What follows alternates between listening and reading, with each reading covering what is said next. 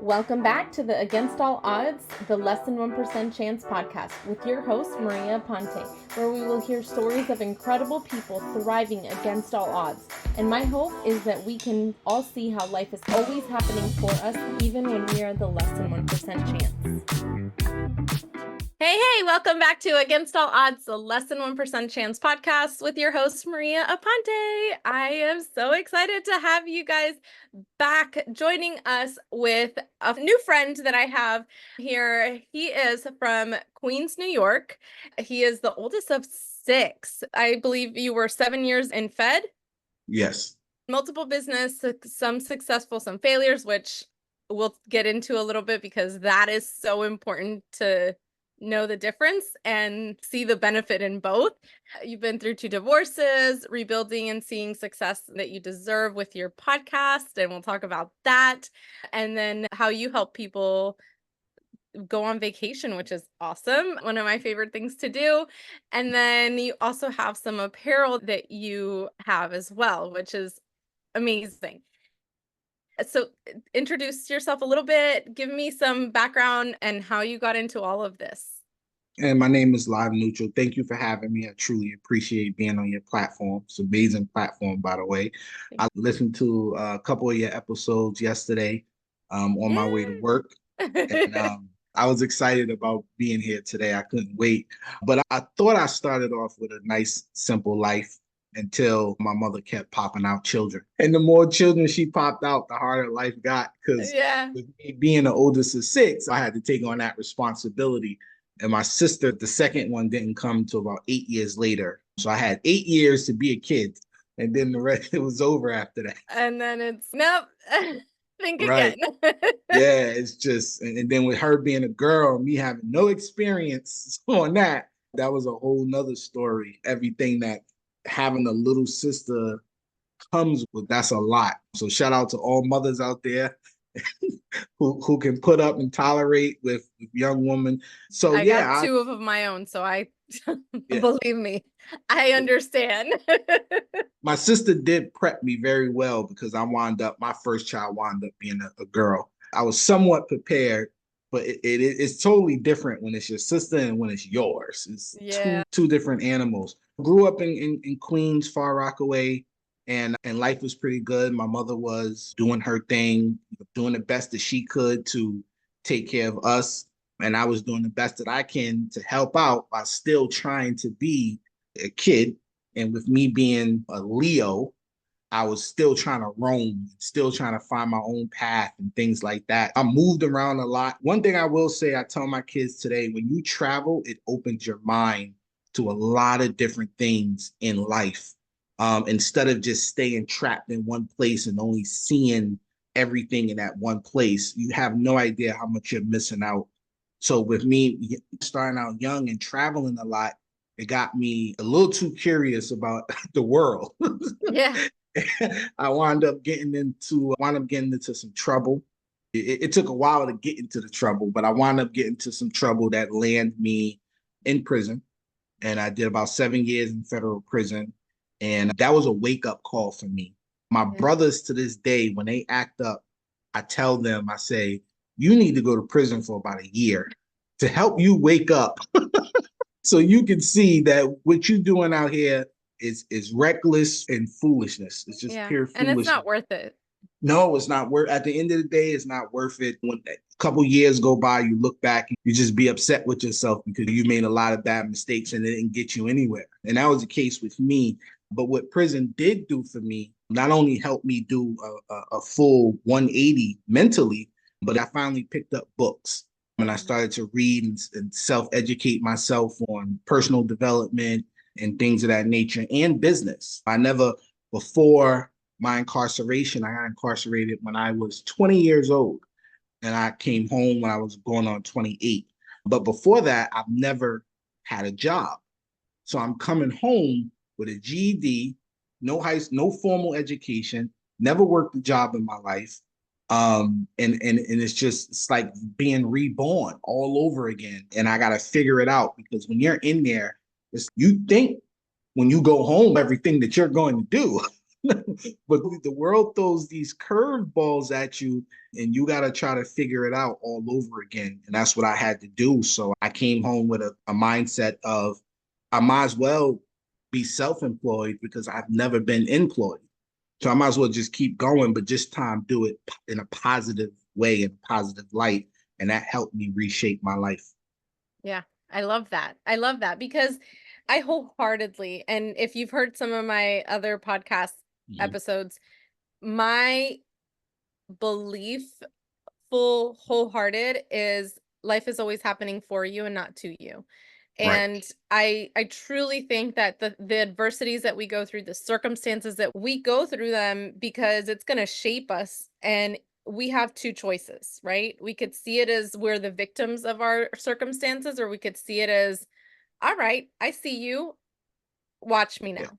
Like, I found purpose in this. And the fact that because you had never been employed, you don't have that preconceived notion of all of the crap that goes on in Corporate world. corporate world, because there's a lot of it. And I think that then fuels you to be like, okay, I know I've already survived my worst day. Like, Mhm. this can't be Yeah. worse than that. Like, I know I'm strong enough.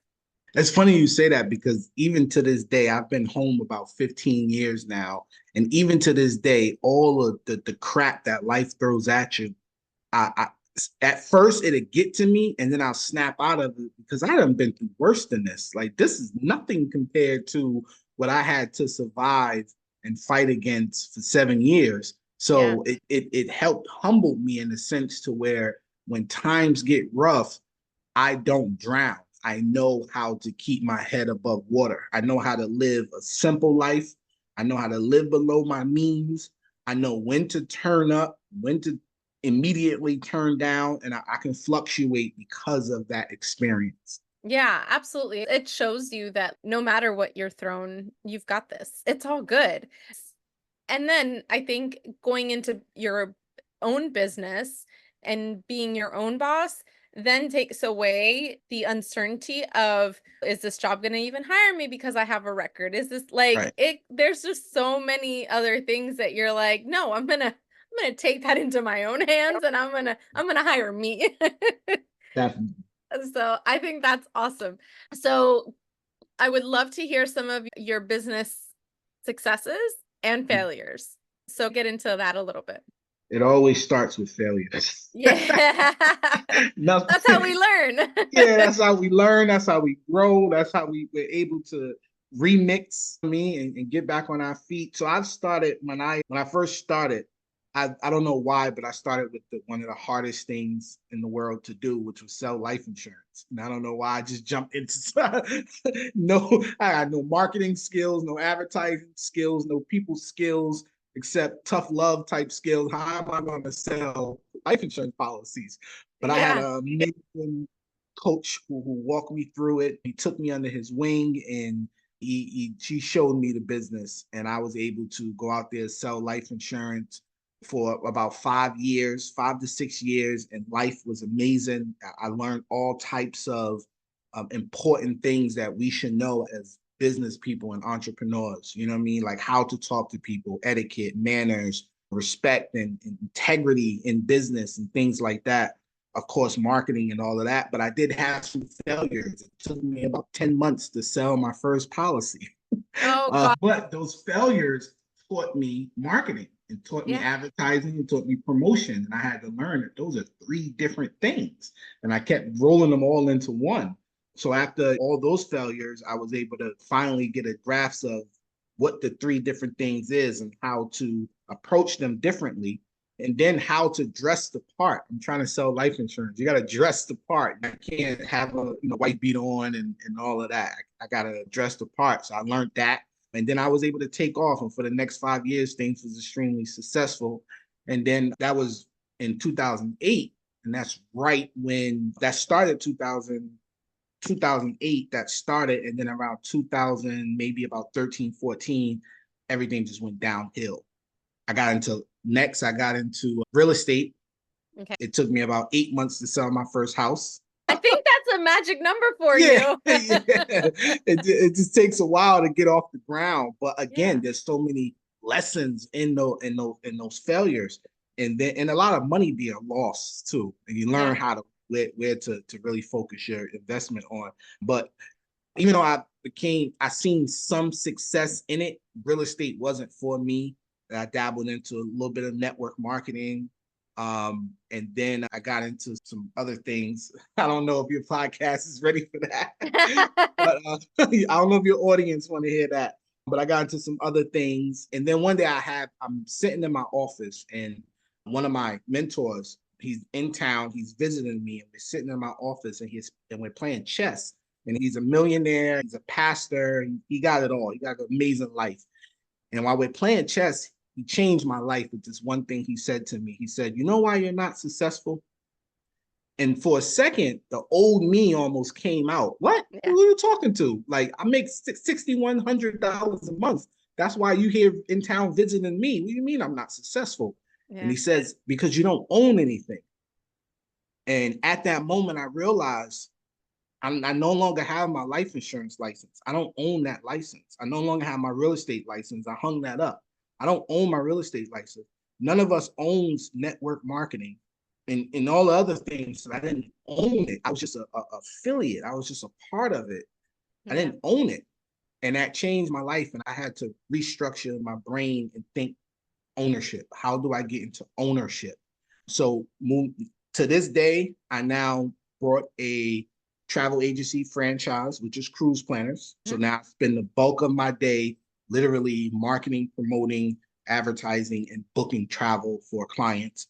I started a holding company called WDFIYP Holdings. And under that holding company, I put a WDFIYP podcast, I put WDFIYP apparel, I put WDFIYP publishing, and soon, hopefully in the next couple of years, I'll have WDFIYP comedy. So now I own a holding company with 4 LLCs under it, and I launched the podcast and I launched the apparel, and I'm working on the books, and I now own the franchise, and life is beautiful now. That is amazing. Amazing. So I want you to tell our audience now, what does WDFIYP stand for? WDFIYP stands for what the is your problem? I like it. Just like that. What do you, why that?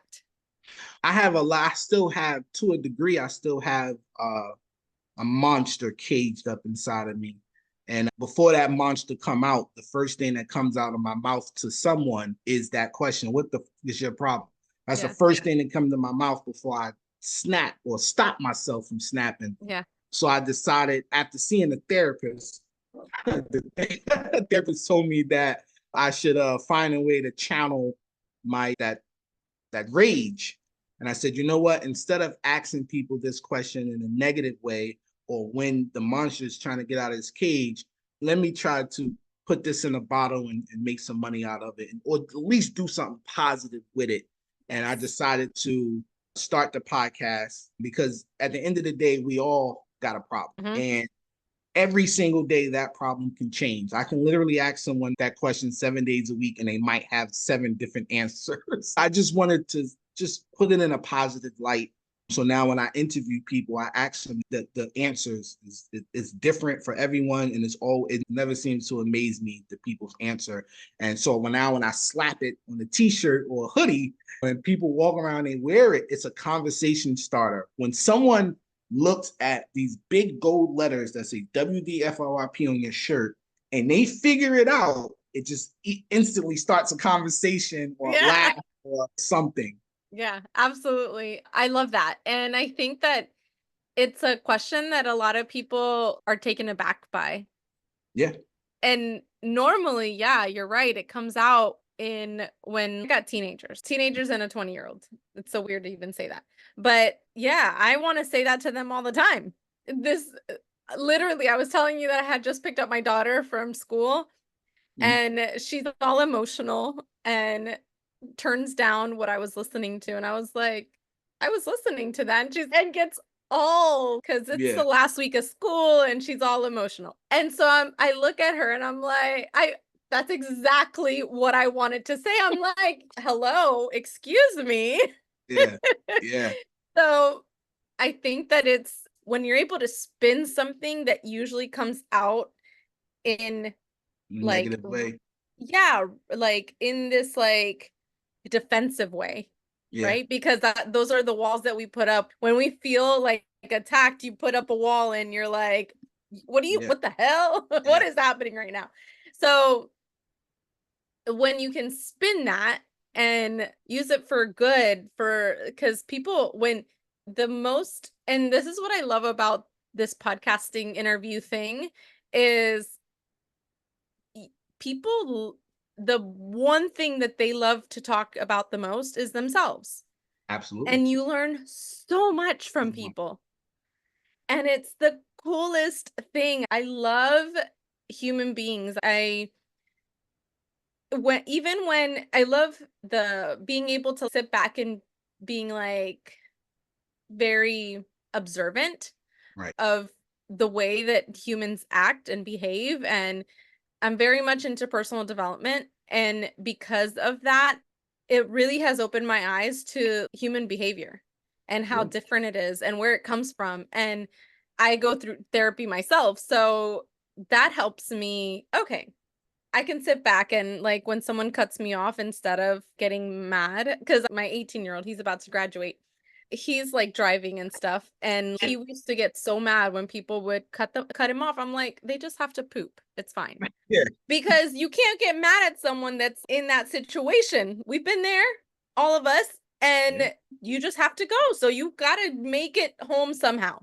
Right. And so I try to tell him that to lighten the mood because that question is exactly what he wants to Yeah. say. Scream at. And but in a rage way. And I'm like, no, that's Mhm. fine. Their Yeah. problem is that they Yeah. got to go to the bathroom. Yeah. Let it go. Let it And go. it's all good. But yeah, I absolutely love that you can flip something that you felt like a negative thing into a positive thing, and that is life happening for you.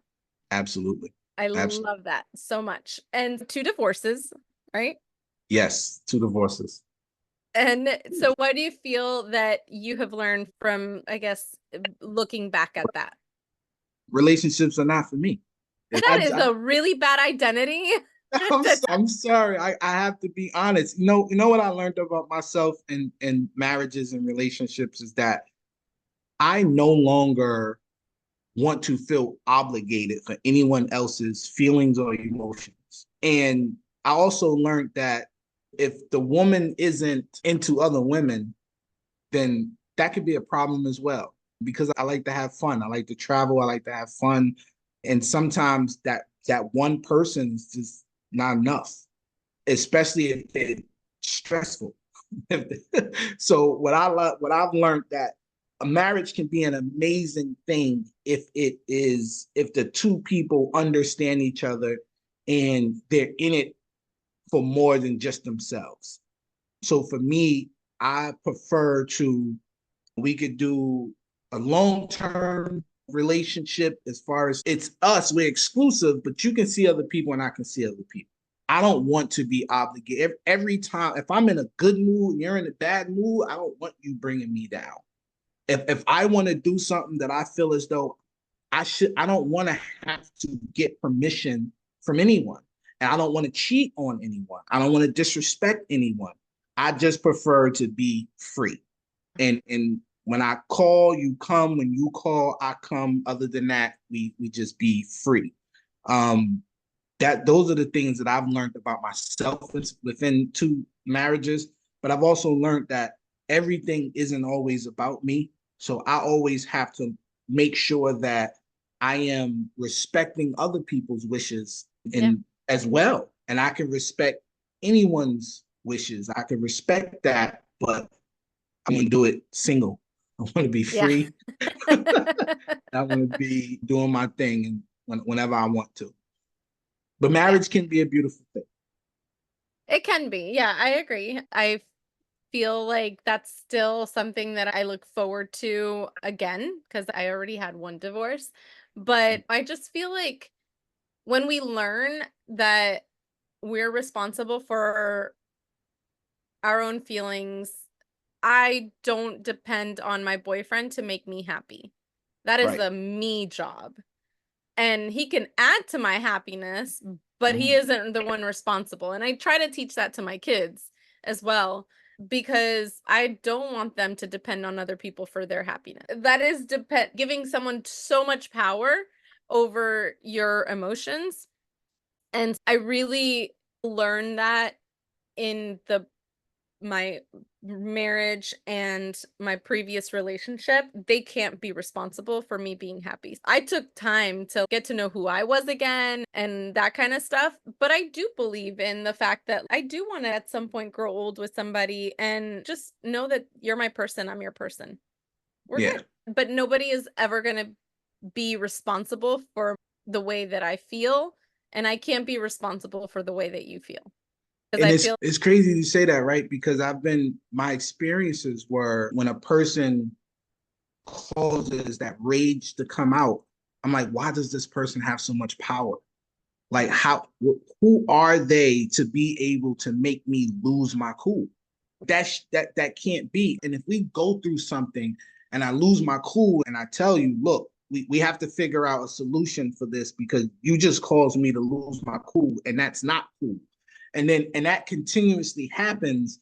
Now I have to make a decision. I need to get rid of this person because they keep causing me to lose my cool and we're not finding the solution, or I need to just find a way to get rid of them without vanishing.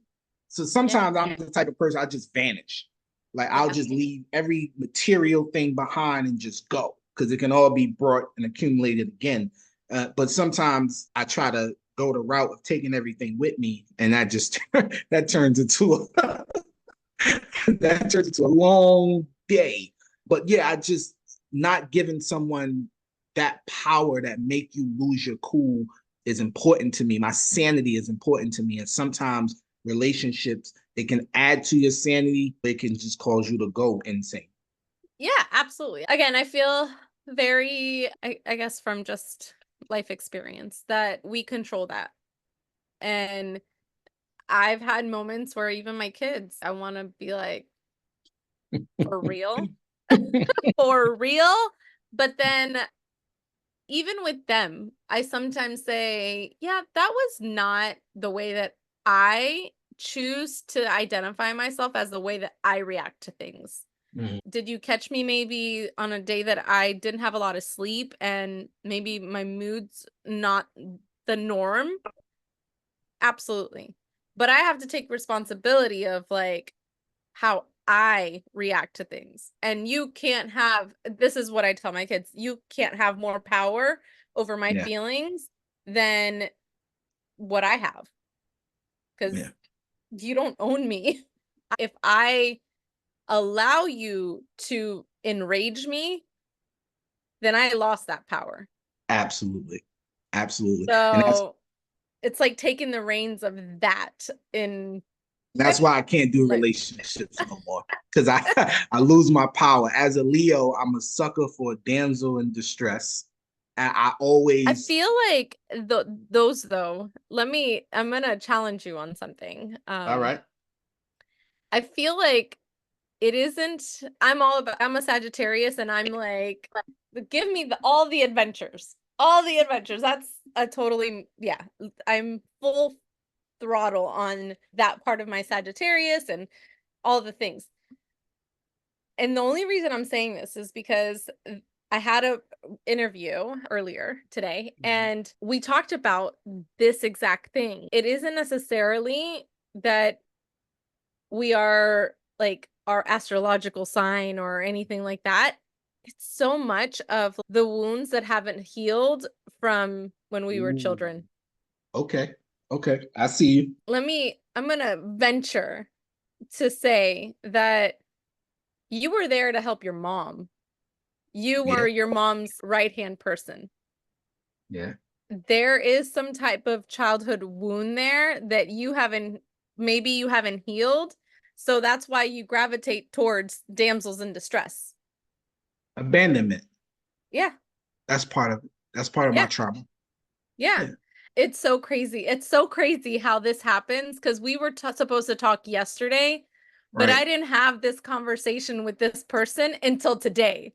When we rescheduled, and I just had this conversation a few hours ago, like Life. this is life happening for us. Absolutely. And I feel like, so we had this conversation. I told him, I was like, when my mom was pregnant with me, I was a twin and my mom had a miscarriage Ooh. and I stayed. So I've always felt like there's somebody missing. There's something missing there. And I'm not full. I'm not whole. I'm not whatever, right? So that's a abandonment. I feel abandoned by my twin. Right. And then I've worked enough on my own self-healing that I also know that I wholeheartedly feel that when that happened, I am as strong as I am because my twin gave me all of that. Yep. Yep. It's perspective, right? And Mhm. when we gravitate towards, and we talked about this because I was in a previous relationship where he was my high school sweetheart. We reconnected after we both got divorced, and it was like sparks flew. Mhm. However, I gravitated towards him because he was not that he was the damsel in distress, but he was the one that needed help Right. in terms of I love to help people, and he was someone that felt lost. Right. And so I gravitated towards that, and I got hurt over and over and over again. And don't get me wrong, I love him and I will always love him. He will always have a piece of my heart. He passed away in 2018. He will always have a piece of my heart. However, I could look back and see that it was my own wounds that I was soothing, that Yeah. I was like trauma bonding or whatever you want to call it with this person because he was fulfilling a need that I had. But then that abandonment feeling continued to happen. And he cheated on me a bunch of times but he still loved it was like this craziness. And I feel like looking back, I can see that I just had not healed from that. And after we had broken up, we were still best friends. And even when he passed away and everything, like I spent 3 years on my own. And I had written a list of exactly what I wanted in a man and exactly what I wanted in a relationship from the experiences and from the things that I wanted. Right. So I didn't want someone that didn't cheat. I wanted someone that was honest and faithful and trustworthy and someone that I could create a life with. Great. But it was because I learned that I needed to focus on what I wanted, not what I didn't want. And it was so crazy when I see this listed out, right? I need to be the person that deserves this. Yeah. Yeah. And so that healing had to happen. Yeah. And I spent 3 years on my own, and I was always like the third wheel, the fifth wheel, the seventh wheel. I was that odd person out in all of the scenarios. Everyone was like, "Oh my God, you're such a great person. How are you still single?" And I'm like, "'Cause I need to love me first." Right. Healing. Me first, and then I could understand what makes me tick, how I can protect my own feelings and Emotions. yeah. And but it's I needed to heal those wounds in order for me to, and still things come up, right? Because A human. we're human and we're ever Yeah. evolving and Yeah. things trigger and whatever. But it's knowing that. So maybe it isn't that you necessarily are just gravitating towards these damsels in distress. It's that maybe there's some healing that still needs to happen. Yeah. I'm gonna tell you, you hit it right on the head, right? Is because I have some healing as far as I have a 25-year-old daughter, right? And when I was incarcerated, my daughter was 2. When I came home, she was 9. Right. So I missed those 7 years. Right. She's still making me pay for that to this day. Right.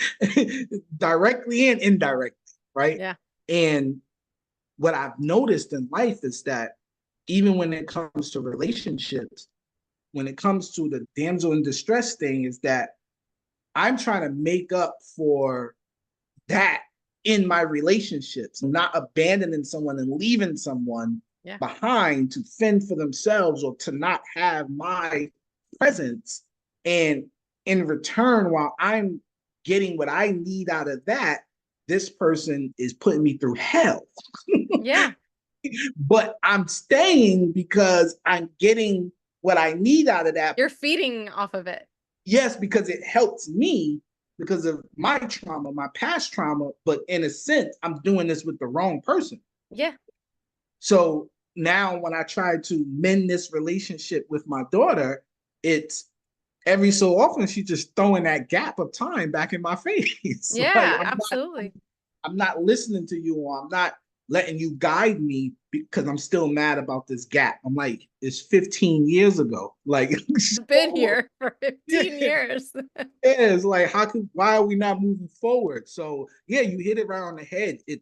And that's why I believe now it's best for me to stay single. Because if I stay single, I'm no longer getting into relationships that feed my trauma. And it's not that these people are bad people. Yeah, It's just it's me just, trying to. I get it. It's funny that you said that, and I'm like, oh my God, I just had this conversation. This is craziness. But yeah, I agree. I think that it's when we learn how to heal that, people that fall into what we need and that we can grow with seem to just appear in our life. Right. Right. So I love that. And the most beautiful part about it is that you're aware. Absolutely. Absolutely. Because if we go through life always la la la, Yeah. then we don't even know that this is something that's happening. Cycle And just repeats. yeah, and the cycle will continue to repeat. But I think that the moment that you're aware and you're like, all right, I'm ready for my own healing journey to continue, and I'm ready to like do the things that I need to do to be okay with me. Mhm. Anybody could come into your life and it'll be like the most unexpected thing. Because it's crazy, but I didn't think that I had who's gonna be okay with a single mom of 3 kids and the oldest being diagnosed bipolar. Life was crazy. You'd be surprised. I know, but I didn't want somebody that was just looking to save me either. So it's like a fine line Yeah. there. And you don't know anymore who you're letting into your life and then Yeah. into your kid's life. And so it was crazy how things fell into place, but it's also really cool because it's when you least expect it that you're like, oh, well, all the work that I've done, this is good. All right. That we're more aligned. We're more, and everybody comes with obviously with their own baggage and their own issues, but I think that like when everything fits in a good way, like it's someone if it's someone you can grow with, oh my Yeah. gosh. It's Absolutely. it's so different than someone that you just feel like attached to because of the trauma. So, Because life is all about growth. yeah, it is. I didn't understand that until 8.5 years ago when I was actually 9 years ago around this time, I had cervical cancer. Mhm. And it was that year that I started my health journey. And it was that year that I learned what it was to work on my mindset. I was always a positive person, but the way that I viewed life was so different. And I didn't know that there was this whole other personal development. Yeah. What is that? And I started reading books and listening to books, and I'm like, oh my gosh, this is crazy. Whole new world. Whole new world. And so I think that helped me understand. And I have a mindset coach, and my mindset coach learned something from a different mindset coach that now I use, and the life is happening for you and not to you. I know passed down from mentor to mentor, right? And now every time something happens, I'm like, okay, this sucks. How is this happening for me? Where can I find the blessings in this? Because I know that there's always purpose behind something. I have to anchor myself in that, knowing that no matter what I go through, because I've been through a lot, I've already survived my worst day. Absolutely. And I've found purpose in the most horrendous things that I've gone through. So if I found purpose in that, then this thing right now that's happening right here, Yeah. it's Nothing. it's nothing. Yeah. So, And like you said, when you're aware, it oh, helps you stay on track and stay on yeah, point because you're aware of what's going on. You're aware of where you've been. You're aware of where you're at, where you're going. You're aware of what your traumas are. All those things that you're conscious of helps you stay on point and stay focused and not blow your top. yeah, absolutely. I think that's so powerful. The awareness of it is so powerful. I feel like and it's okay because you could still have the emotions that are attached to all of the things that are happening, right? Like when my dad passed away, I was feeling all of the emotions, right? That was like my best friend. We were so close. I'm full through and through daddy's girl. And I can still look back now and say, all right, I was his caretaker, and I did everything I could. I was there for all the appointments, all the things. What a blessing, because not everybody gets that. Yeah, And it's I still feel the emotions. I still to this day feel the emotions. And the emotions aren't bad. They're there for a reason, right? But I can go for a walk and see a cardinal and talk to my dad, because yeah, that cardinal is my dad's way of coming and visiting me. yeah. Saying And hi. exactly. So I just feel like I want to make sure that we are aware that emotions are going to be there. Those are important. Those are what keeps us Grounded. alive. Yeah, Yeah, grounded, absolutely grounded. And however, the meaning and the power that we put behind those emotions is how we continue to grow, like how we see how life is happening for us and the absolutely. blessings that we go through. Absolutely. Anyways, oh my gosh.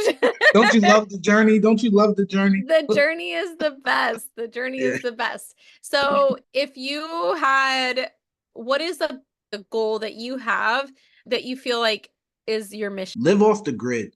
That's my mission now. It's right now I'm working on looking at RVs or maybe even just a camper. Yeah. Um, but I'm looking at RVs, campers. I'm looking at just a way to give up the life of apartments and houses and just travel. So to add to that, a part of my story after all the madness that went on as far as incarceration and all of that, I wound up getting my record expunged and That's being able to start a new life. that's Um, awesome. so now I'm now a flight attendant, right? Yeah. Right. With So what airline? JetBlue. Oh, I actually used to work for JetBlue. Nice. Yeah. Really nice. So I'm now a flight attendant with JetBlue. I now own this franchise travel agency. So not only am I discounted on cruises, I can also book tours for people, book Yeah. vacations for people. So and then I have the podcast and then have the clothing line. So now I'm now ready to just get that RV and just live off the grid. I have Yeah. Wi-Fi.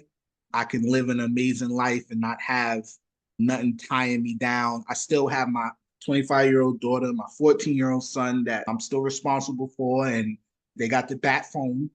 But other than that, it's I'm ready to live off the grid, and that's my number one mission that I'm working on. That's awesome. I'm taking a break from travel. Yeah. Yeah. And that was actually one of the reasons, one of my missions was to become a travel agent for that very same reason. I get paid for traveling when I'm flying. And then because I'm a flight attendant, I can fly for free on any Yeah. airline, any given time. Why not go ahead and become a travel agent as well? So now even my vacations are discounted and almost Yeah. free to a degree. And they just go hand in hand. You know what I Yeah. mean? So that was part of my mission. That has been fulfilled. Both of them now has been fulfilled. And now I just need that RV and That's life awesome. would be amazing. That's so cool.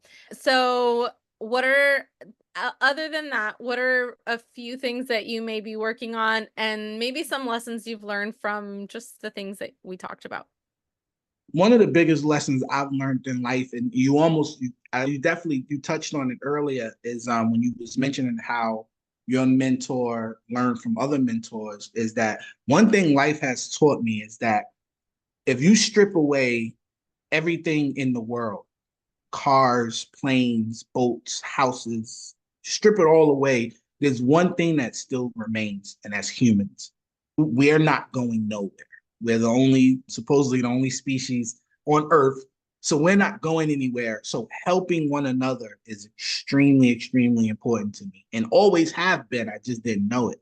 Helping one another. So what I'm doing with the WDFIYP publishing is I'm working on a book right now to where I'm interviewing 25 people, and all I'm asking them is is their problem, and I'm gonna let them just rant, and I record it. And what I'm gonna do is I have a transcriber who would then take everything they said, transcribe it, and I'm gonna self-publish a book. And what I'm gonna do is I'm gonna have 25 co-authors because it's all their problems, Yeah. and I'm gonna pay each co-author a percentage of every book sale. Every time the book sell, 25 different people is getting paid, 26, including myself. And I'm gonna do volume 1 through 25. So that'll hopefully be thousands of people that I'm going to help put money into their pocket just because they shared what their problem is with me. I put it out into the world, and hopefully that can help others who can relate to that issue or that problem. And that's one thing that I learned through my whole experiences life, is that at the end of the day, humans still need each other. And how can I help as many people as I can help?